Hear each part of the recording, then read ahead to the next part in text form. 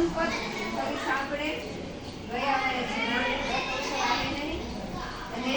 ગત આવે ને પ્રાણ ગયા ના આવે પ્રાણ પ્રાણ એટલે આપણો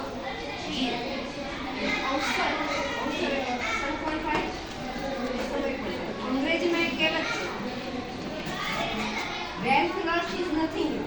વેલ્થ એટલે સંપત્તિ જાય આપણે કંઈ ગુમાવા જેવું નથી વેલ્થ લોસ ઇઝ સમથિંગ આપણે આરોગ્ય જે છે એ આપણે ગુમાવ્યું થોડું ગુમાવ્યું એમ નથી પણ કેરેક્ટર લોસ ઇઝ તમારું જો ચારિત્ર તમે ગુમાવો બધું ગુમાવ્યું છે એમ એમાં લોભ આવી જાય લાલચ આવી જાય પછી તમે કોઈના ઉપર કોઈને છેતરીને કામ કરતા લઈ આવી જાય એના ઉપરથી એક વાર્તા છે વાર્તા આવા પ્રકારની છે એક માણસ બહુ લોભી એને કોઈ કીધું અને જલ્દી પૈસા વાળું થવું મૂર્તિ વાળું થઈ જતો એક ભાઈ કીધું હાલ આખા દિવસમાં તું જેટલું હાલી શકે ને એટલી જમીન થાય આખા દિવસમાં તું જેટલું હાલી શકે ને એટલી જમીન થાય હાલવું તો તમારે કે થોડીક જ જમીન આવે હાલવું હું કામ દોડે રાખ્યો પાછા ખીજાવો કરી જેટલું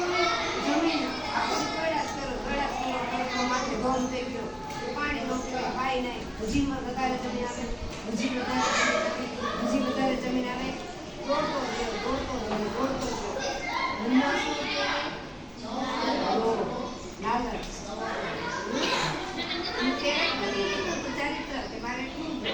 ભાષણ કરી જ લેવું છે